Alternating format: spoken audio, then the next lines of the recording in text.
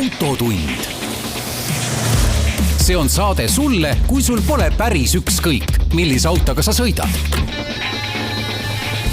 Tere, head kuulajad, meie järjekordne autotund alustab. Meil on praegu käes siis 18. september. Võib-olla te kuulate seda 19. 20. septembril, mõnel muul kuupäeval või aastal, mis igatahes meie saade algab nüüd. Ja meie tänase saate teemad on sellised, et räägime uudistest ja sellest, et Maanteeamet teeb valmis järgmisest jaanuarist uue sõidueksami. Uute autode uudistest tõime välja ühe populaarse rahvaauto, mis muutus palju ilusamaks või koledamaks. Väga hea sissejuhatus ja Tarmo samas käis sõitmas autoga, mida keegi ei juhtinud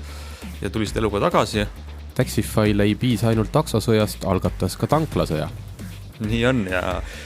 nagu ma ei öelnud, mina olen saatejuht Hans Lõugas, kaasa saatnud Tarmo Tähepõld. Selline saade peaks meil tulema. No nii, räägime uudistest autotunnis ja see uus sõiduk, rahvaauto, sai uue ilusama välimuse, millele sa viitasid. Ja see oli Kia, just oli väike petekas, kõik arvaks, et ma hakkan rääkima Volkswagenist. Ma arvasin ka, jah. Aga ei, Kia tõi välja lõpuks oma Ceedi, uus Ceed oli juba suve alguses välja, aga selle Shooting Brake versiooni näidati. Kas see nüüd ikkagi Ceed või see nüüd kannab mudeli nime Proceed, mis on selline väga tore sõnamäng? Vanasti oli Proceed, oli jälle see nende kiire auto, väga keeruline. Igatahes ilus. Mis asi on Shooting Brake? Shooting Brake on põhimõtteliselt tulistav pidur. Universaalkerega auto, aga mille tagaosa on natukene laugem, sportlikum, kupeelikum, jah, et nendele inimestele, kes tegelikult peavad sinna toppima lapsivankraid, koeri ja küttepuid, aga väidavad, et nad vihkavad universaale, siis nendele on toodetud selliseid sportlikumaid versioone juba tükk aega. Ja selle muidugi selle autoklassi siis selline, ma ei saa aru, kuidas öelda, nagu esimene suur ikoon tuli Mercedeselt, eks? Ei tulnud või? Võib-olla ta sai kuulsamaks just, et tegelikult näiteks siin Margi fännina ei saa mainimata jätta, et minu Alfa Romeo just 159, mis mul oli, no tegelikult selle nimi oli Sportwagon ja ma ütleks, et see oli ka juba ikkagi Shooting Brake stiilis, aga võib-olla see on mul soov mõtlemine. No, igal juhul, voolujoonelisem, ümaram, sportlikum, universaalkerega auto ja miks ma selle uudisega sisse panin oli sellepärast, et meie oma toimetuse kanalis ma nägin, et Hans Lõugas ütles, et see on kole auto ja ma tahtsin, et ta nüüd avalikult seda põhjendaks. Oi, pandi kohe fakti ette. Mulle hästi meeldivad need sama, mis ma ütlesin, Mercedes Shooting Brake'i stiilis autot. Võib-olla mitte kui auto, mida ma tahaksin omada või mida ma unistaksin, et on äge auto, aga väljast vaadates. Auto, mida sa ise oma, sa vaatad seest seda, ja sa mõtled, et sõidad ägedalt. Mulle väljast väga meeldivad need, isegi see, just Mercedeselt on see Shooting Brake on ka 2 tükki, on see pikem ja lühem ei ole. Ja nüüd kõigepealt oli CLS, nüüd on CLA-s tehtud ühesõnaga, ja mul on sellest nagu mingi selline etalon ees, milline võiks olla üks ideaalne või selline äge. Ja see Kia minu jaoks on nagu, läheb selliseks mikrobussiks ära natukene või suureks ja tüsedaks või proportsioonid ei ole paigas. Auto, mis ma ütleks, millegipärast, see on hüppan teise klassiga, auto, mis mulle tõsiselt ebasümpaatne on Audi Q7. Eks ta on linnamaasturi jaoks on nagu liiga mikrobuss, liiga suur. Ja siin on nagu tekib sama probleem selle Proceedil, mis on siis ka Proceed, ma nüüd praegu loen uudist, Proceed Shooting Brake. Ta on, võib-olla mõne nurga alt on see probleem, võib-olla otse külgvaatest profiilist ei olegi see nii hull, aga tagumise nurga alt tundub see tagumine aken liiga kõrgel, liiga väike ja üritavad seal Koreas. Igal juhul tarbija jaoks ühtepidi tekib valikuid juurde, teiselt poolt läheb jube palju keerulisemaks jälle, sest et sul on siis valida kas luukpära, siis on sul Shooting Brake, mõni teine mark pakub sulle veel universaalkere ja siis on veel, siis tuled kupee maasturid, ühesõnaga. Tarbija on praegult sekene väga olulise esimese maailma probleemi ees, millist autokeret valida. Autokeresid juba nii palju on ja sealt hakkavad alles valikud pihta. Igatahes Kia, see on siis, peaks jõudma kunagi meile ka ilmselt. Kas nad avalikustavad selle Pariisi autonäitusel? On sul kirjas? Ei ole. ei ole, selge, aga no Kiia selline, ta on juba sellises valmiduses, et ilmselt on see peaaegu et müügikõlbulik auto juba, mitte kontsept. Jaa, selge, igatahes Kiia, äge, tublid, üritage, kellele meeldib, kellele ei meeldi. Maanteeamet on siis välja öelnud selle, mida siin on nii-öelda väiksemas mahus juba vihjatud, et sõidueksam muutub. Ja mitte sõidueksam tegelikult, aga teooriaeksam. Eks kogu see protsess, kuidas inimene saab minu jaoks tuli väga suur üllatus ennast, sest et me alles hiljuti või siis selle aasta jooksul seda teemat torkisime erinevate lugude raames, et need sõidueksamid on ajast ja arust, seal küsitakse mingeid tehnilisi küsimusi, mis olid viimati olulised 70-ndatel. Ja siis nagu, ma ei mäleta, et ikka räägitakse, et need tuleks ümber vaadata, aga nüüd on plaan on täitsa kindel ja kõik muutubki. Tehnilisi küsimusi võetakse maha, et mingis loogilises mahus nad jäävad, aga et sa ei pea teadma enam oma mootori surveastet ja mis seal olid. Ei peagi, jah, pagan küll. Sa just said selgeks, jah? Just hakkasin oma elektriauto mootori survast. Õppisin. Ehk siis, kui see uudis kokku võtta, jah, siis on teooriaeksamil vähendatakse tehniliste küsimuste hulka ja sõidueksami puhul hakatakse rohkem hindama eksaminandi kompetentsust ja harjutuste osas kaotatakse ära katsete arv. See on kõige parem osa, sest parem osa, see on väga selline küsimus. Ei, võtame selle sama parkimise, ma olen sellega jauranud. Sõidueksamil, paralleelparkimine. Jaa, mitu aastat sul laad on juba? Ütleme kogemus, okay. Minul on sellist aktiivsemat sõidukogemust pea 20 aastat varsti ja ka praegult juhtub aegalt niimoodi, ma ei tee seda paralleelparkimist esimese korraga ära. Kas on mul mingi võõras auto, et mul ei tule kohe välja, mingi väike vale arvestus, samamoodi tagurpidi parkimisega, et see ei ole asi, ja siis sa kukutad inimese selle pealt läbi, et ta tegi 2 viga, mitte ta ei sõitnud kuskile vastu, vaid et ta korrigeeris ennast. Et see on idiootsus, et võtame nagu reaalse maailmaga, saame ühendust ja lõpuks Maanteeameti eksam on saanud reaalse maailmaga ühendust ja nüüd on niimoodi, et harjutuse sooritamiseks, 2 harjutuse tegemiseks on sul 10 minutit. Ise tead, kuidas sa selle aja kulutad, kas nokerdad paralleelparkimist 9 minutit ja siis teed teise harjutusi 1 minut, aga neid vigade arve seal enam ei loeta. No ma tuletan ka kuulajatele meelde, et minu koos stuudios seda juttu räägib inimene, kes ajakirjandusliku eksperimendi käigus läks tegema sõidueksamit oma 19 ja 20-aastase staaži pealt ja ei läbinud seda. Aga parklas parkimise ma tegin ideaalselt. Tegid küll. No ilmselt, ma olen su tõsiselt rääkides, olen su jutuga nõus ja ma tundub, et see, mis eksami muutus on, ei tohiks kellegis tekitada siis kartust, et liiklusesse lisanduvad juhid, kes on nagu ebapädevamad või nagu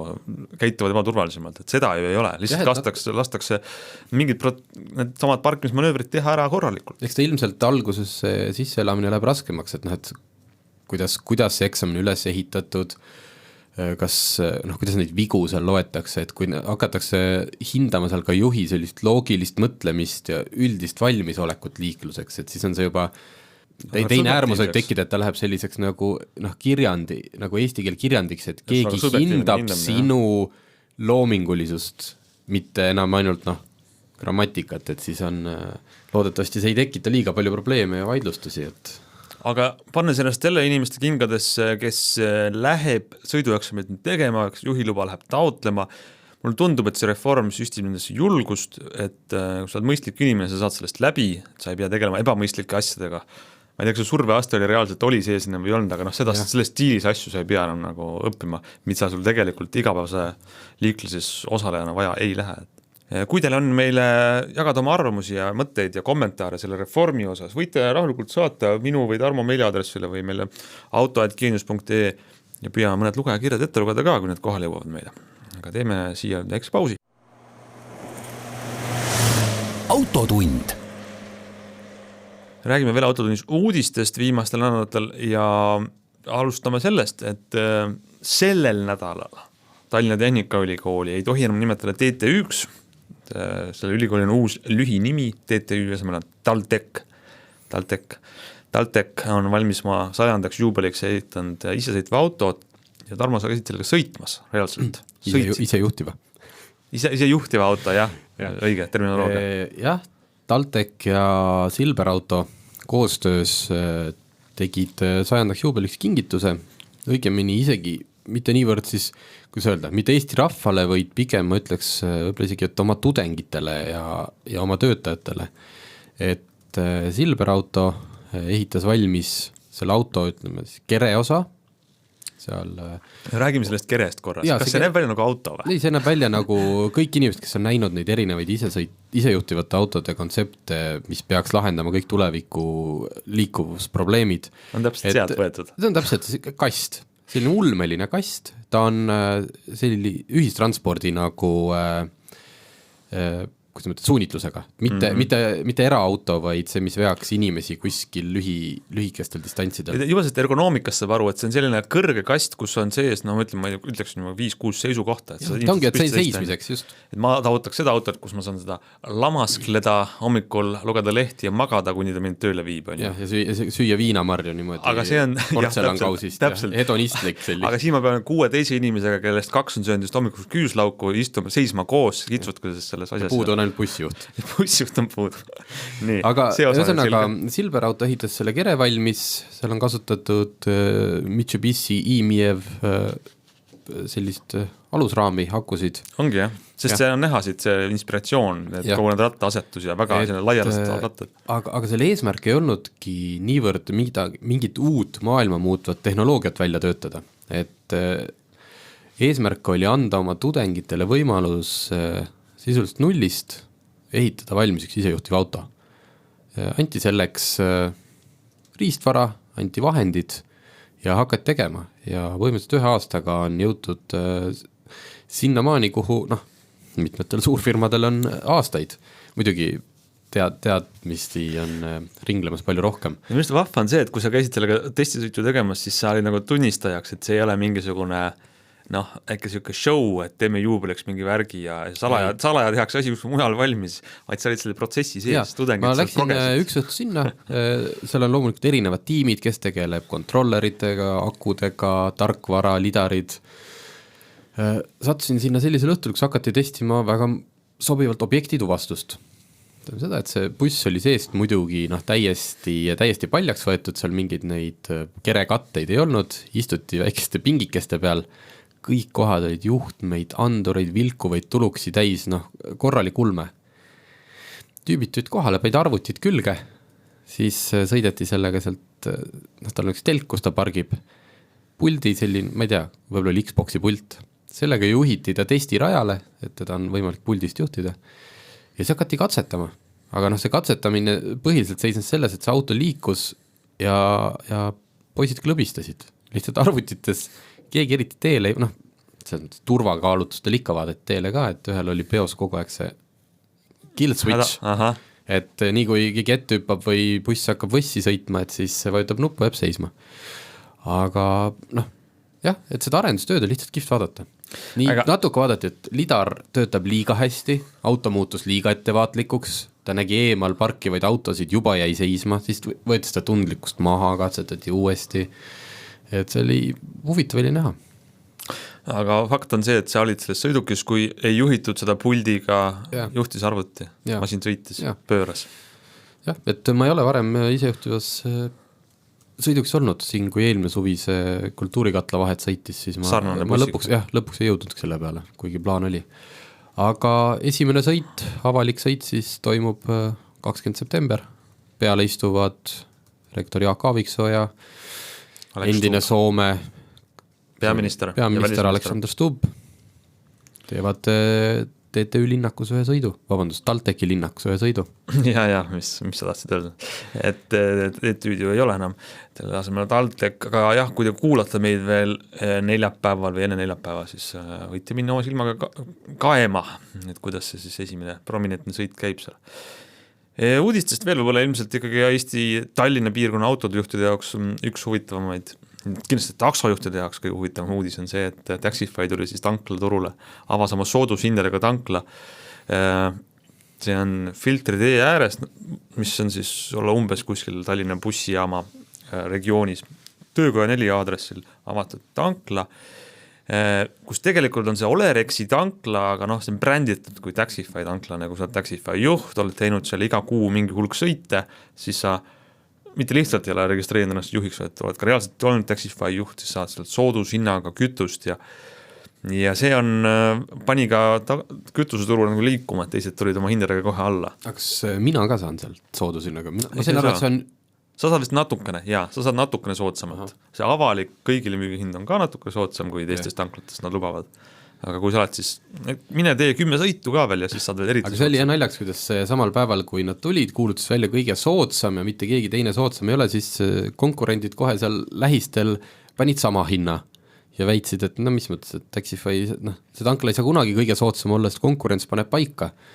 mille peale ma sain aru, et Taxify tankla langetas veel hindu ja saatis pressiteate, et Taxify tankla jääb alati kõige soodsamaks. Nii et päris naljaks, kuhu see hinnasõda võib viia, sest et samas tanklakettide juttu järgi me oleme alati aru saanud, et suurem osa kütuse hinnast moodustab aktsiis ja maailmaturu hind ja katet seal peaaegu ei olegi ja sellepärast tuleb võileibu müüa. No kui neid uskuda, kui me usume neid juttu, siis ainukene viis, kuidas sa saab töötada, et sa müüd seda kütust mingisuguse kahjumiga lausa ja nagu võtad seda turunduskuluna, nii et siis nagu Olerex saab kahjumit, aga Taxify maksab selle kinni ja Taxify on see turundus. Ja muidugi see on ebarealistlik, et see töötaks, majandusseadused on teistsugused, aga saame näha. Taxify on öelnud, et meie seda hinda ei tõsta, vaid jäävad soodsamaks. Eks siis näeb, igatahes jällegi, see on natuke nagu see tarbija jutelegi, et tarbijale on tore, et väga tore. Las müllake ja möllake ja müdistage oma hindadega, et peaasi, et hinna tõusi ei ole. Aga tarbijaks siis uudisväärtus on, et ka nemad võivad sinna tanki minna, et kui te näete seda Taxify tanklat ja te ei ole Taxify juht, siis te saate, kui teil on ikkagi seier juba punase peal, siis võite tankida küll seal. Täpselt, see ongi meie soovitus. Ja sellega teeme siit väikse pausi ja saate teises pooles räägime lähemalt sellest, kuidas veel üsna hiljuti oli Eestimaa teedel selline olukord, et võis laipo näha väga tihti. Kuidas me üldse kõik oleme ellu jäänud viimase 2 aastakümne jooksul? Sellest räägime. Autotund. Saate teine pool on meil tavapärasest pikem, aga selle võrraga muidugi huvitavam. Läksime külla Tartusse Lõuna prefektuuri teabebüroo juhile Indrek Koemetsale, kes on 30-aastase staažiga korrakaitseametnik, millest esimesed aastad möödus ka miilitsajõududes. Uurisime, mis toimus vabariigi algusaastatel Eesti teedel. Hukkunuid oli toona pea 10 korda rohkem. Et kas valitses kaos ja tõeline metsik lääs või oli tegelikult kõik kontrolli all ning kuidas me oleme jõudnud selle olukorraga nüüd tänasesse päeva. Kuna nõukogude ajal ei olnud väga kombeks suuri negatiivseid pealkirju kasutada lehes, näiteks, et meie teedel hukkub väga palju inimesi, siis uurisime algatuseks, mis olukord valitses liikluses nõukogude aja lõpul. Ja ma ei ole ka nüüd oma vana arvuti kõvakettalt faili vanad asjad hakanud üles soendama, aga ma mäletan, et kunagi 90ndate algupoolel sai osaletud siin ühes telesaates Teadus ja tervis, kutsuti sinna liiklusõnnetustest rääkima ja siis sai olemasoleva statistika põhjal võetud seal küll viimased 10-15 aastat nii-öelda tagasi nõukogude aega ja nii-öelda nii Eesti andmeid kui Tartu piirkonna andmeid ja võib öelda, et see hukkunute arv oli ikkagi küllaltki stabiilne, liiklus läks tihedamaks ja natukene ka ikka ohutumaks, eks ju, et nõukogude ajal, et kuidagi nii see seal sujuvalt liikus ja see on täiesti tõsi, et see mina noore mehena sain sest aru, kuigi see oli nii-öelda perestroika aeg, kus juba hakati asjadest avalikumalt rääkima, siis ikkagi hoiti seda joont tagasi, et pole mõtet kogu aeg negatiivsest rääkida. Liiklusõnnetuste uurimine ja statistika ja analüüs selle põhjal tegelikult toimis päris põhjalikult ja tehti nendest tulemustest ka järeldusi, muudeti seal ühte teist seadusandluses, nii et ütleme näiteks tänapäeva vaatevinklist joobespäi autorooli keeramine, et me räägime praegu, et see on tõsine kuritegu ja kogu ühiskond taunib ja karistused on justkui karmid, siis oli näiteks automaatselt 8 aastaks juhtimisõigus äravõtmine, see oli täielik reegel, nii et ütleme noh, võiks öelda tänapäeva mõttes väga karm karistus, et 2 aastat pole sul autojuurde enam asja ja uued eksamid ja nii edasi. Aga ega see karm karistus ikkagi ka veel kedagi hirmuga ainult eemal ei hoidnud, sest järelevalve tase ikkagi oli ju nõrguke. Kas siis oli ka 0 promilli või kuidas need seadmed võtsid toona? Siis oli see, nii et kui karjääri alustasin, siis olid ainsad seadmed olid sellised klaasist torud, mille nagu arsti juures ampullist doktor võtab seal tänapäeval küll enam mitte, aga ravimit, et tuleb enne klaas otsad lahti keerata, nii-öelda murda ja siis puhub see nii-öelda uuritav sellesse ühe kilekoti täis läbi selle toru ning seal sees olnud kollase siis ainega vatitups, kui ta muudab värvi roheliseks, et siis on ületatud see tinglik piir 0,5 promilli. Julgen öelda, et tegelik sisuline lähenemine käis niimoodi, et kui inimesel olid mingid joobetunnused miilitsatöötaja või hiljem ka politseiniku arvates, siis see sõidutati ta psühhiaatriakliinikusse valvearsti juurde, seal tehti nii-öelda põhjalikud uuringud ja mis uuring, ütleme siis arsti läbivaatus ja ütleme, näiteks on meeles siin Tartus oli ju Nõukogude sõjaväebaas, et seda mitu arsti ütles, et näiteks hävituslendurid on niivõrd hästi treenitud, et isegi päris tugevas joobes on nende tasakaal parem kui ikkagi ristiinimesel, tavakodanikul. Aga mida ei saa ikkagi ükski viinavõtja ära petta, on silmade nüstagma, eks ju, siis silmade võime jälgida sujuvalt objekti, mis ju liikluses ongi kõige tähtsam, et kas sul pilku suudad tee peal hoida ja kõigest aru saada, mis see toimub. Nii et seda ka purjutajad ei suutnud ja siis nii-öelda vormistati arsti poolt see joobe tuvastamine. Aga korraks numbritest ikkagi, et kui palju see toona hukkunute arv Nõukogude ajal oli? Kas kordades vähem kui 90-ndate alguses või? Ei, ta kordades vähem kindlasti Eesti peale ei olnud, et ta seal 300 ümber ikka ja sellest üle kindlasti oli ja oli juba nii-öelda ühiskonnas toimuvad muutused ikka sellele kaasa aitavad. Näiteks mäletan staažikad tohtrid ütlesid, et kui 60-ndatel Tartus või oli neuroreanimatsiooni osakonda kutsuti Java osakonnaks, eks ju tulid Java mootorrattad, mis olid tavalisest liikluspillidest palju kiiremad ja noored mehed tüdruk taga istmel tavaliselt ja sageli kiivrit ta ei saanud sellega hakkama ja nende peakesed puru ilmselt läksid ja paljud kaotsid elu ja paljud jäid invaliidiks, siis 70-ndatel muutsid nii-öelda irvambad seal siis selle osakonna nimetuse Žiguli osakonnaks, et ikkagi tulid uued sõiduvahendid, millega juhtus selliseid ränki õnnetusi, kus korraga hukkus palju inimesi ja sealt see nii-öelda ohutaseme muutumine ka ju aina rohkem edasi liikus, nii et võib öelda, et isegi ka Eestis oli see täiesti jälgitav, et kui purjus pimedas ringi tuigerdavaid inimesi, rattureid jäi kunagi nagu proportsionaalselt rohkem alla, siis mida rohkem inimesed kolisid nagu nii-öelda autorooli, siis oli ka ohvreid rohkem nende autoõnnetuste näol. Kas ohvrite arv tulenes sellest, et autod lihtsalt olid kehvemad ja kui pauk käis, siis naljalt keegi eluga ei pääsenud või oli ka õnnetusi rohkem? No ütleme selliseid kuna liiklus on ju tänapäeval tihe ja ütleme need kõksukesed, mis juhtuvad kõik, mida täna lahendab kindlustus,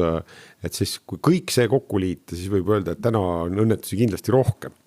Et see, kust omal ajal keegi oma suunatule klaasi või poritiiva katki mõlkis, ise tal ei olnud mõtet seda kuhugi teatada ja peodes pahtlit ja remonditi oma asju ise. Aga politsei pidi registreerima ja miilits pidi registreerima kõik juhtumid, millest siis teatati ja aga mis on kindel, et raskete kehavigastustega õnnetusi ja ammugi veel surmaga lõppenud õnnetuste arv on ikkagi sujuvalt pidevalt kahanenud, et see on ikkagi läinud kogu aeg paremaks ja seal on tõesti 2 suunda, üks on see pool, et et kui kasutatakse ka turvavahendeid, no eelkõige siis turvavöö ja kvaliteetne korralik mootorratturi kaitsevarustus, et noh, et seda pilti olen ma nagu korduvalt ka liiklusõnnetuste sündmuskohal ikkagi ise näinud, et auto vigastuste või sõiduki vigastuste kokkupõrke sellise jõu järgi ei peaks siin ränki ohvreid olema, aga kui inimesed on jätnud turvavöö kinnitamata või pole neil korralikku kiivrit või üldse veas midagi, siis on tagajärjed rängad. Et need on paar aspekti, rääkimata siis muidugi autode turvalisemaks muutumisest, et kui auto sõidab täis maanteekiirusel, libiseb teelt välja ja rullub seal mitmed tiirud üle katuse, siis noh, et tänapäeval on see üsna sage ju, et politseil on rohkem seal tegemist, no ühesõnaga keegi ikkagi vigastada saab, kiirabi halvasti ennast tunneb, kiirabi kutsutakse, aga enamasti pääsetakse ikkagi eluga, kui turvavarustus peal on. Võtame uuesti selle aasta 1991, et järgmisel aastal näite statistika oli neid hukkunud juba alla 300. Kas see üks aasta oligi siis eriti õnnetu ja palju halbu juhuseid või tõesti oli maanteedel toimus mingi täiesti metsik segadus? No jah, et kui oleme selles põlvkonnas, kes juba siis seal ise tööposti otsas oli või antud juhul ma isegi olin siis vist umbes 2-aastase pisipoisi isa, eks ju, et ja nii-öelda noorena alustanud oma töökarjääri ja kui see, mis toimus nagu nii-öelda Eestis üldisemalt selline vabanemine ja oma asja ajamine,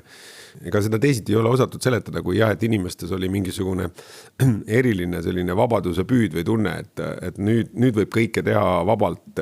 enam ei pea nagu tundma neid kammitsaid ja see pidutsemine ja alkohol käis sinna muidugi juurde, nii et seal on võib-olla kõige rohkem need põhjused. Kas selle segaduse põhjuseks võis olla ka kaadripuudus, et paljud miilitsad lõpetasid tööd ära ja noori polnud veel peale tulnud? No jah, tegelikult märtsis 91 ju nii-öelda taas loodi Eesti politsei veel, kui Eesti oli formaalselt Nõukogude Liidu koosseisus ja süümevannet Eesti Vabariigile siis nagu oli ka miilitsamehi, kes keeldusid seda andmastki ja nad tahtnudki Eesti Vabariiki teenida ja osade puhul ei tahtnud ka meie juhid nendega koostööd jätkata, et nad ei olnud nagu meie Eesti eest väljas nagu. Nii et palju sellist kogenud kaadrit ka lahkus ja hästi palju oli uusi entusiasmist nakatanud noori tulijaid ning selle tõttu mõningane selline põlvkondade vahelist õõrumist ka politseis ma ikkagi nagu mäletan, et ei antud nagu, ei võetud vastu nende noorte tulekut nagu sellise suure rõõmuga, vaid et selline ebakindluse teadmatus ja tulid uued juhid ja tegelikult siis alles loodi nagu seda töökultuuri nagu uuesti, et missugune siis see, et kui meile see vana vene värk ja miilitsa värk ei sobi, siis nagu visati pesuveega aga ikka lapsi minema nii-öelda, et kuigi liikluses turvalisuse tagamise mõttes ja inimelude kaitse mõttes ei ole nagu ühiskonna korral väga suurt tähtis, et see nagu oleks toimiv, siis seal nagu sellega natuke läks veidike käest ära, aga muidugi oli tegu ka olukorraga, kus raha ju kaotas kiiresti väärtust, trahvisummad, mis olid seaduses fikseeritud, ei toiminud, nendel ei olnud nagu inimeste jaoks nagu seda hirmugi, et ei jaksa maksta ja teine asi, et oli selline nii-öelda käega löömine ka, et ega kes seda trahvi sisse nõudma hakkabki selles suures segaduses, kus on juba mingid talongid ja mingi selline paras segapudru ümberringi ühiskonnas ning võib öelda, et kui tuli kroon ja siis nii-öelda hakati raha lugema, oli sellel päris tugev tervendav mõju ja teiseks muidugi ka nii tegelikult kõlab loogiliselt, aga samas veidralt, et näiteks niisama lihtne asi nagu kütusekriis, eks ju, et kui sul ühel hetkel keerati meil siin kraanid kinni ja kütust jagus inimestele ainult jao pärast, et siis ka selline päris palju seda nii-öelda arutut ringi kihutamist tõmbas hoo maha ja selle läbi tõenäoliselt mingid muutused toimusid. Ja see kõige kurvema statistikaga aasta liikluses ei olnud ju mitte ainult liikluses, et see oli ka mõrvade, enesetappude, paljude muude sellist negatiivsete nähtuste nii-öelda plahvatuslik kasv. Kas seal 90ndate alguses politseil respekti oli? Kas pidi tihti näitama kas siis tavalist või vaimumusklit ja kui palju üritati näiteks eest ära sõita või hakata ülbitsema? Ja tänasega võrreldes oli küll muidugi, et ega kui mindi reede laupäeva õhtul reidile välja, siis nii-öelda selline valmidus oli juba selle peale, et suure tõenäosusega keegi ikka eest ära sõitma hakkab ja siin nii-öelda miilitsa ajal oli seda ikkagi nagu vähem, tõenäoliselt oli see kuidagi nagu samamoodi seotud selle nii-öelda totalitaarse ühiskonnakorraga, et inimesed, et see, kes nagu astus selle võimu vastu välja, see nii-öelda pidi ikka väga juba selline lintprii olema ja ütleme, et nii-öelda väga kergelt sellele teele ei mindud, eks, aga eks see nii-öelda vabaturumajanduse tekkimine seal 80ndate lõpus juba need kooperatiivid ja asjad hakkasid tekkima noored ettevõtlikud inimesed, kes oskasid nii-öelda raha hankida ja juba selles vanuses õnnestus osta endale auto, mis tollel ajal nagu nende meie nii-öelda vanemate põlvkonnas oli mõeldamatu, et kust sul 20 või 25 aastasena võiks tulla Nõukogude ühiskonnas nii palju raha, et sa saad endale auto osta, et nagu ei olnud reaalne, eks ju, et süsteem nagu hoidis seda tagasi, siis sellises vabaturus, kus ainult ettevõtlikkus, nutikus ja mis seal salata ka ju kuritegeliku käitumine tõi raha hästi sisse ja nii-öelda see palju räägitud nali, et aus ärimeesega, kus see esimene miljon tuli, sellest ei taha nagu väga rääkida. Et siis kõik see metall, mets ja ütleme, kas otsene vargus või siis nii-öelda kelmuse piiril teiste naiivsuse ärakasutamine, et sellised inimesed, kui nemad siis nagu selle tehnika kätte said ja meripõlvini, et siis loomulikult oli neil ka selline hoiak, et nii kaua kui võimalik nii-öelda politsei eest ära sõitmine oli nagu selline, kuidas öelda, võib-olla mingi mehelikkuse tunnus isegi seal teatud sellises seltskonnas ja siis ka see tehnikavahendite nii-öelda võimekus ka ju, et ega politsei autopark oli ka selline lahjakene veel enne, kui alles esimesed nii-öelda Saksa abi need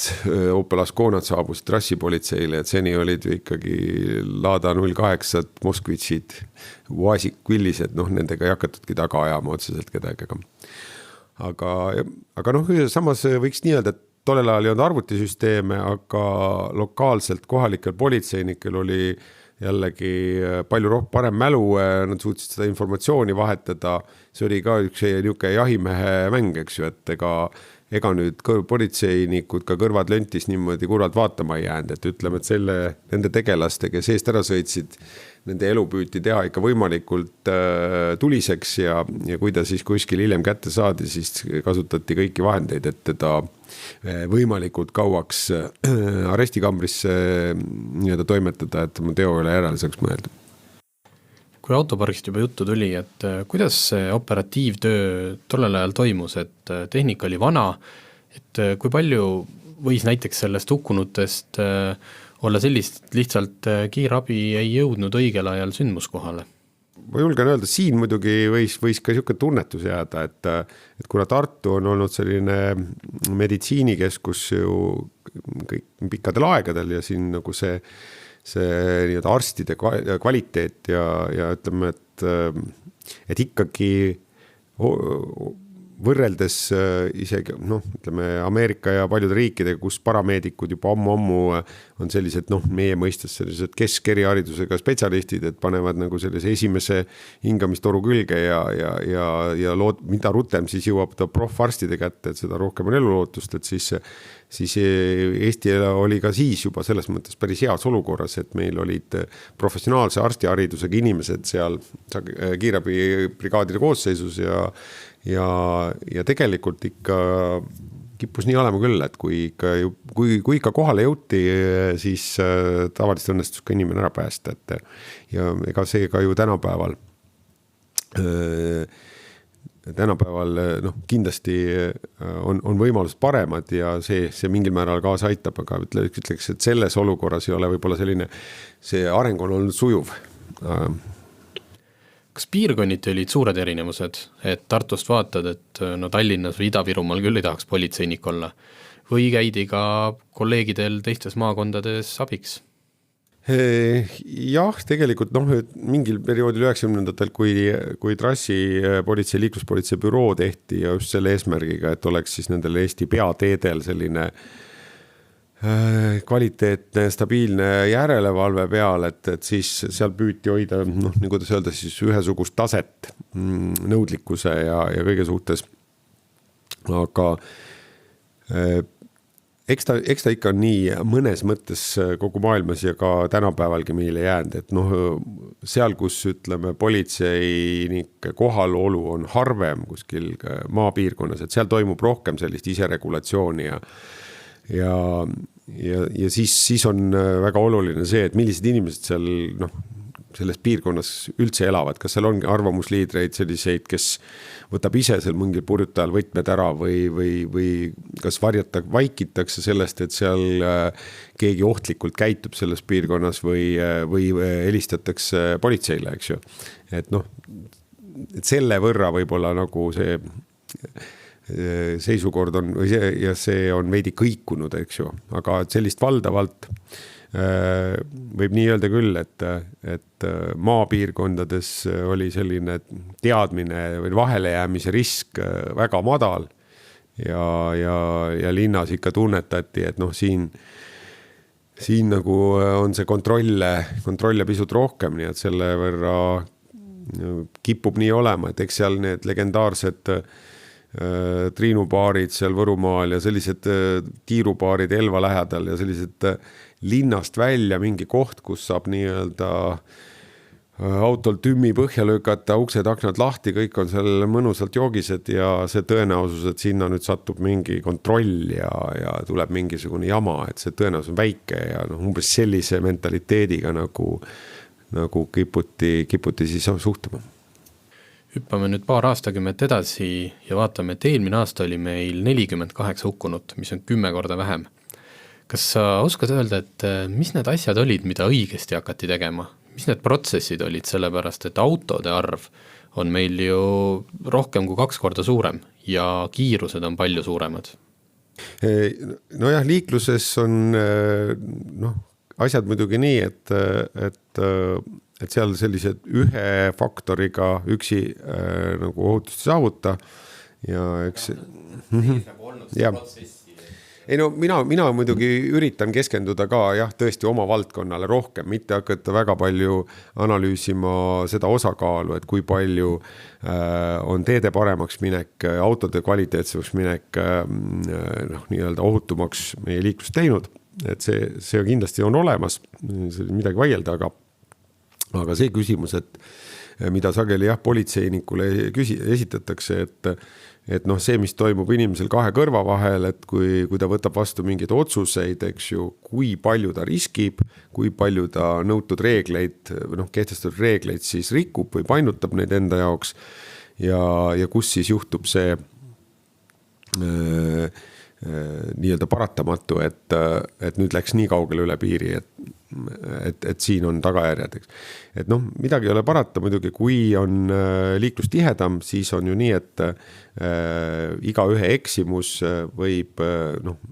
puhta tõenäosusteooria järgi aina rohkem kokku puutuda olukorraga, kus teine parasjagu liigub vastu või on konfliktis teise liiklejaga, nii et selles mõttes julgen ikkagi niimoodi öelda, et inimeste selline keskmine hoiak selles küsimuses, et mis on need kriitilised liiklusreeglid, millest ma üle ei astu ja kui uljalt, kõik tahavad natuke, mitte kõik, võib-olla ma siin ei saa kõigi eest ju rääkida, aga ma arvan, neid inimesi on väga palju, kes tahavad vahepeal proovida, palju see auto nüüd kiirust sisse võtab, kuidas see auto käitub siis, kui ma viin ta, kuidas öelda, piiripealse kiirusega mingisse kurvi, eks ju, kas ma tunnetan, et ma saan selle autoga hakkama ja ütleme, et kus on see piir, kust edasi ma ei tohiks minna. Ideaalne, kui seda tehakse teistele liiklejatele ohutult, neid proovimisi nii-öelda päris puritaanlikult lähenedes ütleks siis suletud rajal ja nii edasi, aga ütleme, et me ju kõik mõistame, et kui seda tehakse nii, et nii-öelda inimene on selle kainelt läbi mõelnud ja ta saab selle läbi just libeda rajal või kuskil libedates teeoludes seal proovides seda piiri, saab enesekindlamaks, saab nagu oskuslikumaks liiklejaks, siis tõenäoliselt ta küll eiras normi, aga tegelikult tekitas kokkuvõttes ohutusele kasu. Nii et järelikult, kui töötab inimestel selline kaine mõtlemine ja areneb edasi, et siis sealt tuleb see tõenäoliselt see osa liiklusohvrite nii-öelda säästust võiks siis nii öelda, et ka me kõik ju eks igaüks saab seda muidugi ise enda pealt öelda, et kui palju ta nagu järgi annab sellisele mingi kiirustamisele survele, et nüüd on mul väga kiire, ma pean sinna jõudma ja kui palju ma siis nüüd rohkem riskin, eks ju, vajutades gaasi seal, vaadates peamiselt, et politseile vahele ei jääks ja võib-olla napsan seal veel nii-öelda õrn-roosa tulega üle niuhti, aga et kui ta seda kiirustamisprotseduuri nüüd läbi viib, et kui palju tal on säilinud seda nii-öelda oskust vaadata, mis ümberringi toimub, et kui ta seda teeb nii-öelda, kuidas öelda, lennukile liinedes täis tühjal teel ja riskib võib-olla mingi metsloomaga kokkupõrkel raskemalt tagajärgi saada, aga teisel juhul võib-olla ta teeb siis, kui lapsed koolist tulevad ja liikluses on päris tihe seis, et siis on selge, et võiks öelda ju on ilmne, et see teine juhtum on näide, kus veel kainet mõtlemist ei ole. Ma arvan, et lähituttavaid oma sugulasi analüüsides ja suudab igaüks mõelda, et näiteks kuna ja kui suurelt on toimunud see muudatus, et napsusena kuskilt grillipeolt koju veeremine ei ole ja tegelikult ikka hea mõte, eks ju. Et kuskil kindlasti on ta olnud ikka selline, et et nii purjus ka veel ei ole, ühesõnaga tee on lühike, tee on tuttav, olen ennegi sõitnud, mis seal siis juhtunud on, teised ka sõidavad ja mitmed siin eakaaslased sõbrad on öelnud, et kuskil see krõks käis, täpselt aru ei saagi, et ühel hetkel ei räägi keegi enam uhkusega sellest, et ma lähen ikka ise rooli ja lähen koju ära. Et pigem on see nii-öelda häbiväärne nii-öelda selline käitumine, mida ei taheta enam teha ega tunnistada ammugi teistele, nii et ja kui siis ühiskonnas selline krõks nagu käib, eks ju, siis võib öelda, et ega sealt ju on nagu saavutatud juba see tulemus, et kui valdav hulk inimene ikka selline karjaloom on, eks ju, et me kuulume kuhugi ja kui see meie Eesti ühiskond ja see grupp, kellesse me kuulume, et kui nende hulgas on nii-öelda valdav hoiak tauniv, siis on tulemus saavutatud. Turvavöö mitte kinnitamist pidasid mitmed nagu mingiks õige mehe tunnuseks, et mida ma siin põen, eks ju, et mina seda kinni ei pane ja nüüd tunnistab samad mehed, et tegelikult juba moodsad autod ei lasegi seda teha, piiksuvad ja viuksuvad ja ütleme, et kuskilt jõuab see ka kohale, et tegelikult see läks üle, eks ju see, et keegi ei hinda enam seda kõrgelt. Et aga kas see on siis vastus ka sellele uuele olukorrale, kus me praegult oleme, kus inimesed telefonis istuvad, sest et seda on küll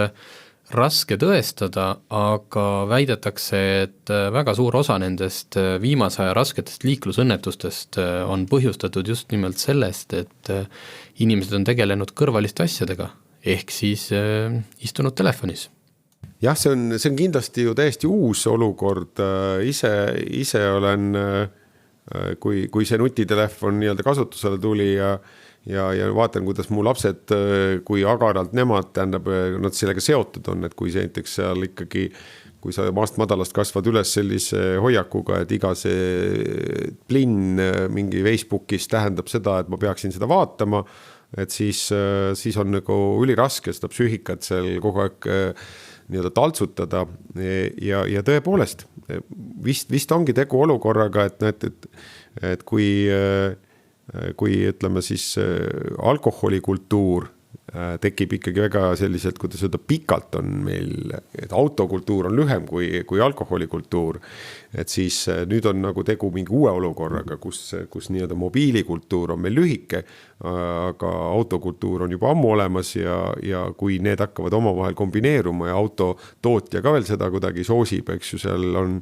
hiigelekraanid, kus saab seal neid ikooni vidi, et just kui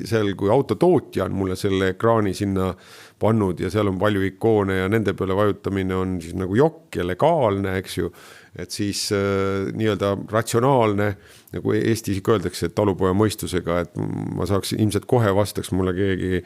kui ma politseinikuga hakkaksin norima, et miks ta seal seda iPhone'i toksib, et siis no kuule, vaata siin juba autotootjal on siin 4 iPhone'i suurune teler pandud, et ma pean seal kõike nuppe vajutama, et nüüd see väike siin ei sega midagi, eks ju. Aga küsimus on, eks ju, sisus, et kui mitu sekundit ja millisekundit mul siis sinna ekraanile läheb, et palju on tähelepanu ära ja teine on see, et mida siis uuritakse veel täitsa eraldi teema, eks ju, et milline see minu võime on ümber lülituda tegelikult, et endale tundub, et saame hakkama, aga tegelikkuses, eks ju, on teadlased siin korduvalt seda proovinud. Et see kadu, eks ju, kui palju meil tee pealt siis nagu tähelepanu ära läheb ja kui palju viletsamad pidurdajad ja reageerijad me tegelikult oleme, et ega me ise sellest aru ei saa. Nii et ja tõesti tegu on siis väga huvitav paralleel, ma ei olnud ise niimoodi mõelnud, kui sa nii küsid, et 90-ndatel olid mingisugused meist väljaspool toimunud suured muutused, nii-öelda põhjustasid sellise paraja kaose, eks ju, siis noh, nüüd ei saa päris võrdusmärki panna, eks ju, aga mõnes mõttes võib öelda, et meist väljaspool tekkinud olukord on tekitanud paraja sellise, mõnes mõttes on see ikka kaos. Et noh, mina näiteks, kui ma tean, et joobesjuhtide nii-öelda väljaselgitamisel on mindud juba teatud tasemel Eestis jõutud ja kui ma siit kuskile maale rannukanti sõidan 40 kilomeetrit, siis noh, nii-öelda ma võin statistiliselt oletada, eks ju, et kui 1% meil on nii, kõigub see ebakainete hulk roolis statistiliselt, et siis võib-olla ma selle tee peal ühe liiklejaga või pool edasi-tagasi käies oleks siis tõenäosus, et ma olen vastu sõitud, on üks mul selline, kes ei ole päris kaine, et see risk ei ole nüüd nii meeletu, aga kui nüüd neid me praegu ei teagi, aga võib-olla iga 20 ei ole üldse sõidu juures selles, kui ta mulle vastu tuleb ja siis ma pean oma iseenda ja oma perekonna turvalisuse nimel nagu natuke muretsema hakkama, et äkki ta saab just sellel hetkel Facebookist mingi väga olulise teate, et on mingid uued moodsad kingad müüki tulnud või midagi sellist ja ta kaldubki oma autoga minu vööndisse, et no nii et see küsimus võiks olla jah, nii-öelda seekord päris selline, et muidu kippusid meie esivanemad ütlema, et nii-öelda irooniliselt, et muna õpetab kana, aga mina oma eakaaslastega olen juba jõudnud sükseele seisukohal, et siin peaks kindlasti noorel põlvkonna seast tulema ka see vastus, et nende ajal on see džinn puderist välja tulnud ja nemad on nagu sellega üles kasvanud ja nutikad ja ma usun, et nemad tahavad ka ikka ilusat elu tulevikus ja mitte mõttetult surra, et või kedagi tappa ja siis seda terve elu järgi kahetseda, et selles mõttes tõenäoliselt peaks tehnoloogia ise siin mingisugust abi pakkuma hakkama ja kui me näiteks sõidumeerikutega, eks ju, rekkajuhtide kontrollimisel on nii-öelda selline kvaliteetne Euroopa tase see, et autos on arvuti, mis ei lase sellel rekkamehel nii-öelda ilma magamata uhada 10 tunde ja ta peab väga kõvasti nipitama ja petma ja ikka on võimalik seda vahele võtta kontrollmehhanismiga, siis tõenäoliselt meil kuidagi väga pääsusest ei ole, et me peaksime selle taskutelefoni mugavusest jõudma kuhugi, et roolis olejal on mingisugune kohustus kuidagi elektrooniliselt piirata see kasutus ära või vähemalt sellest nii-öelda jälgi jätta, et kerge see kindlasti ei ole ja ütleme, et siin politsei nagu ütleme sellise päris jõupoliitikaga, et me nüüd hakkame kuidagi paneme sellesse tohutu raha, et me hakkame siin mingite hiigelobjektiividega zoomima ja filmima ja luurama ja tabama neid, kes siis roolis midagi teevad, et ma kahtlustan, et see tee on maru kallis ja maru tülikas ja võib-olla ikka ei ole kõige efektiivsem, aga et kui arendada seda nii-öelda naabrivalve ja liiklusliini loogikat, et kõik vastutustundlikud liiklejad, kes ise seda ei tee, hoiavad natuke silmad lahti ja no vot siin on nüüd siis see koht, millele me peame politseinikud mõtlema, et kui tõepoolest inimesed annavad meile informatsiooni, et selle numbriga autos tegeldakse sõidu ajal sellega, mis võib teisi inimesi tappa, et siis kas meil on jõudu jaksu need andmed üles tähendada ja no mis kõige tähtsam jõuda kontaktini. Me peaksime sellele inimesele siis ütlema, et sul on jalgpallikeeles üks kollane kaart, eks ju, et ära nii tee. Nii, aga oletame, et meil õnnestub see telefoni probleem lahendada, aga mis võiks olla see järgmine samm, mis selle numbri 48 näiteks veel omakorda pooleks teeks? Et kas need on isejuhtivad autod, mida meil küll lähiaastal veel ei tule, aga mis need lahendused oleks? Isejuhtiv eks ju veel ei ole, kuigi on ju nii-öelda sõidu juhiabiliste areng on tugev ja ega me seda vist väga palju Eestis ka nüüd ei analüüsi, et konkreetses õnnetuses, et milline juhiabiline abiassistent oleks saanud siin aidata, et hetkel on see natuke selline udune teema ja noh, ütleme, et ka meie Eesti inimese selline nii-öelda majanduslik võimekus ei ole ju nii, et me saaksime kõik oma autopargi välja vahetada. Meil on ju keskmine auto on mingi 13 aastat vana või mis see statistiline küll keskmine, ilmselt osad sõidavad väga vana autoga ja peavad, nii-öelda ta peab tal vastu, aga jah, endalgi on nüüd ju juba üle 10 aasta vana Vectra ja ütleme, et seal pole nagu, et sellega võrreldes, kui käid praegu uuematega proovid või vaatad, siis jah, juhiabisüsteemid võiksid olla küll. Aga see on lihtsalt üks selline nii-öelda võrdlus või paralleel, et ilmselt need asjad arenevad oma soodu ja ise nad seda revolutsiooni veel ei tekita. Me ise nagu küll ei prognoosi otseselt ju väga halba, meil ei ole selleks nagu selliseid nii mustades värvides lähteandmeid, aga ütleme meie siin mõne aasta taguste andmete võrdlus Saksamaalt, et kui sellises pimetestis võetakse paar tuhat autojuhti ette ja kontrollitakse, paljud neist on siis ebakained, siis see oli meie jaoks natuke ka üllatav, et kas see trend on ka Eesti poole liikumas, et seal oli üle ebakainete juhtide protsent oli suurem kui Eestis, aga see on seotud ka sageli seal saksa õlle veinikultuuriga, kus nad nii-öelda selle kerge joobe piiri peale nii-öelda lubavad, mitte ei joo täis nii nagu Eesti mees ennast, et 2 promilli ja 2 viina on sees ja ikka läheb kuhugi sõitma, et seda on seal harvemini. Aga mis oli veidik hirmutav trend, et täpselt sama palju oli alkojoobes piiriületajaid, oli ka narkoaineid tarbinuid roolis. Ja see on Eestis ka veel natuke tume maa hetkel, eks ju, sest sama mugavaid ja kiireid kontrollimehhanisme ju ei ole nagu alkoholile, et kontrollida. Politsei peamiselt on ju praegu ikkagi visuaalne ja kahtluse olemasolul on, testerid on olemas ja tegelikult nendega ka tehakse ja nende narkoainet tarbinud peamiselt noorte inimeste hulk rooli taga, tasavilju on ka suurenemas.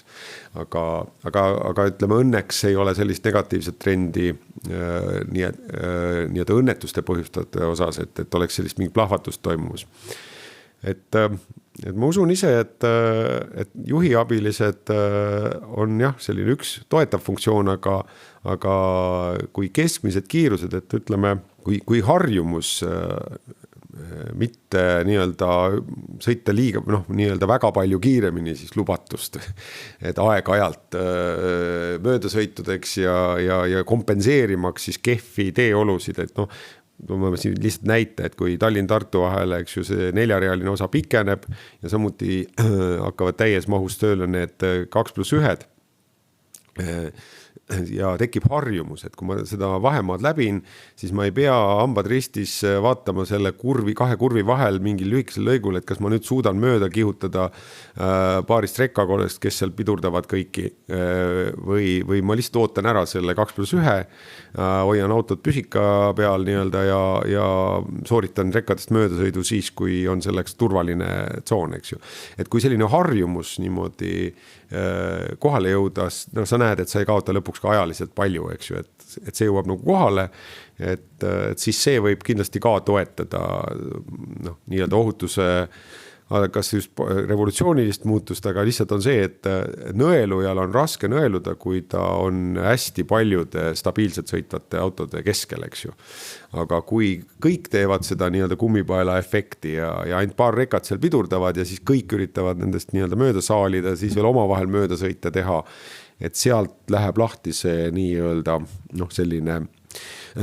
riskide suurenemine. Nad ei ole suured riskid, aga paraku mõnel hetkel viivad ikka õnnetuseni. Nii et ega midagi väga huvitavat ma ei julge siit prognoosida, et selline harjumus sõita stabiilselt ja märgistus, teede olukord, see kõik seda toetab, mugav auto, et kui selleks loodud tingimused linnades näiteks see sama rohelise laine foori tsüklid, et iseenesest tegu ju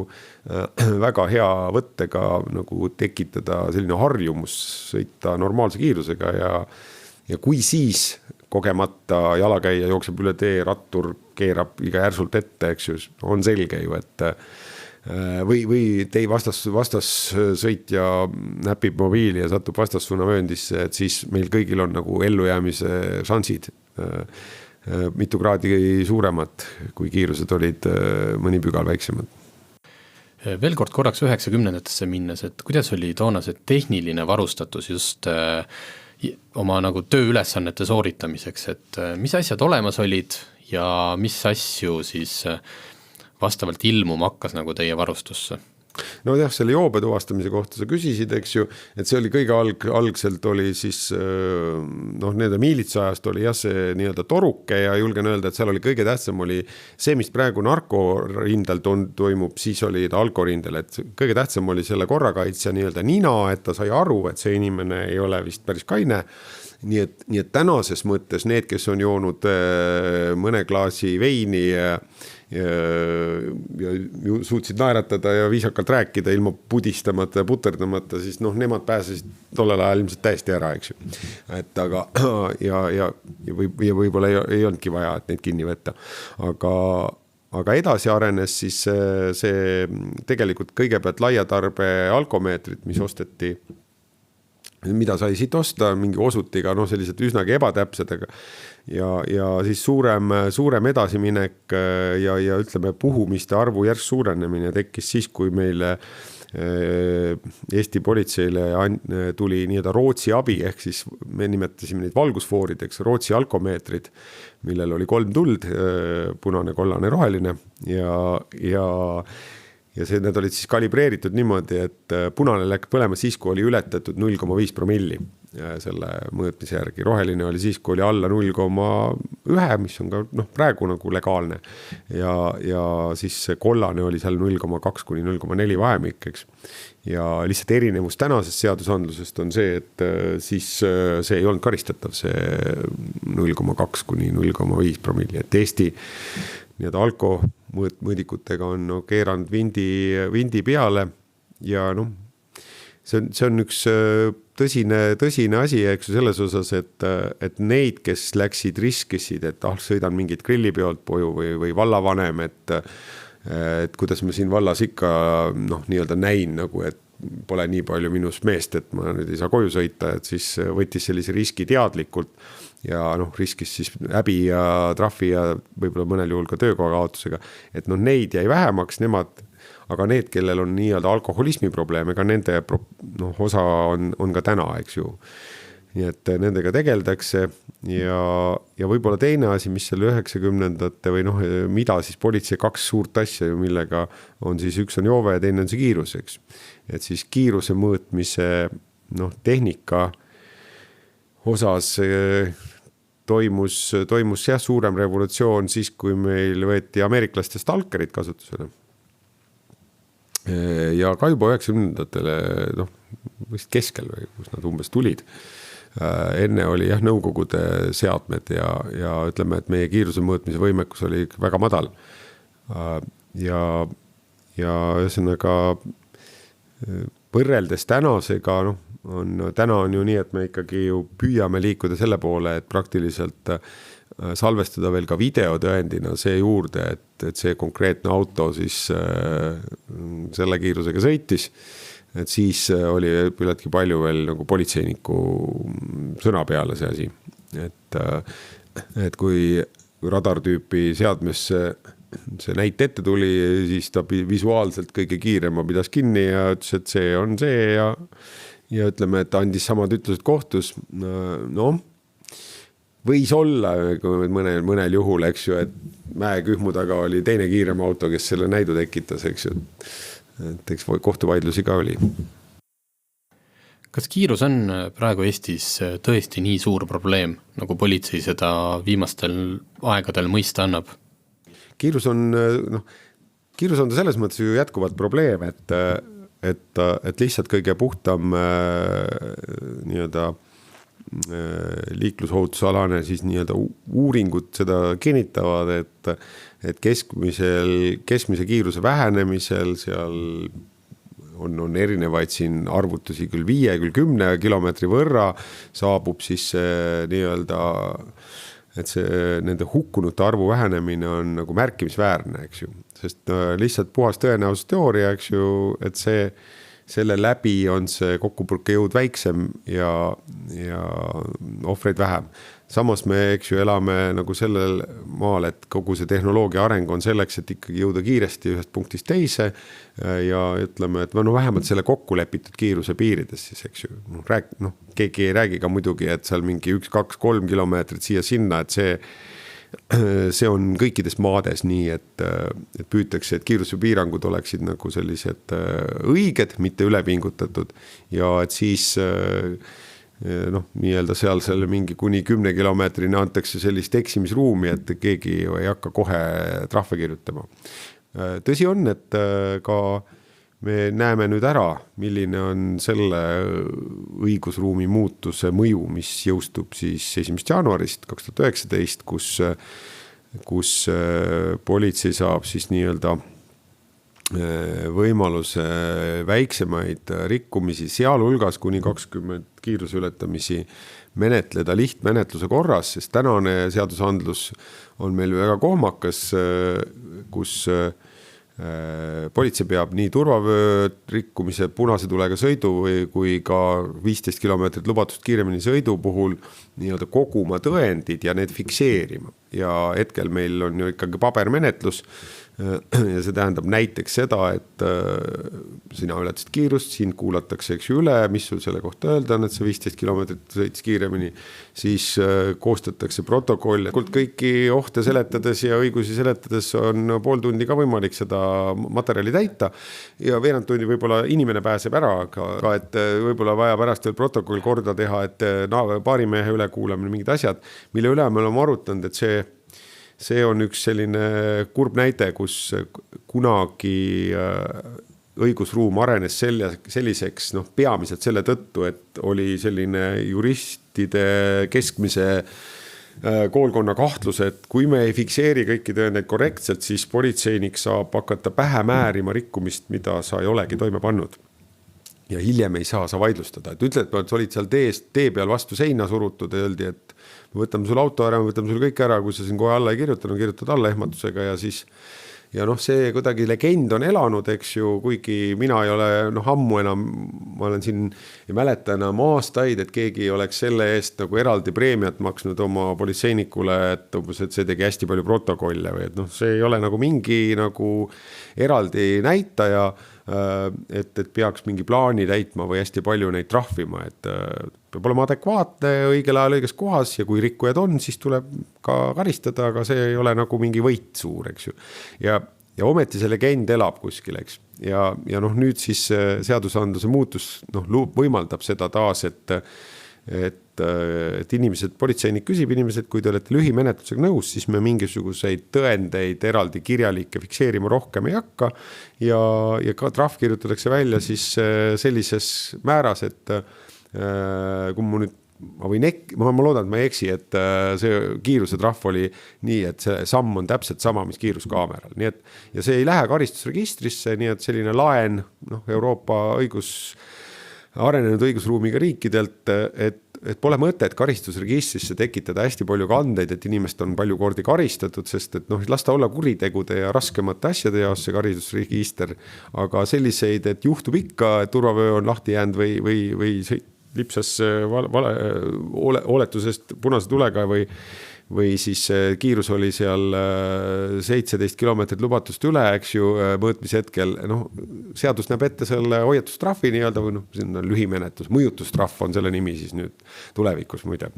Et siis sisuliselt ei ole vahet, kas sa jääd vahele kiiruskaamerale või politseinikule, eks ju, sa saad selle väikese, suhteliselt ikkagi väikese trahvi ja asja mõte on lihtsalt fikseerida olukord, olla hoiatatud ja suure tõenäosusega valdaval osal adekvaatsetest inimestest ju ei teki niisugust tunnet, et siis ma võin nagu lõputult neid trahve lasta endale tekkida, aga elame-näeme, et võib-olla on vajalik ka mingi veapunktisüsteem luua, mis hakkab nii-öelda eraldi neid inimesi, siis nendega tuleks eraldi tegeleda, kes hästi palju neid väikseid trahve teevad. Suur tänu! Aitäh! Ja sellega on meie saade läbi ja kohtume juba järgmisel nädalal.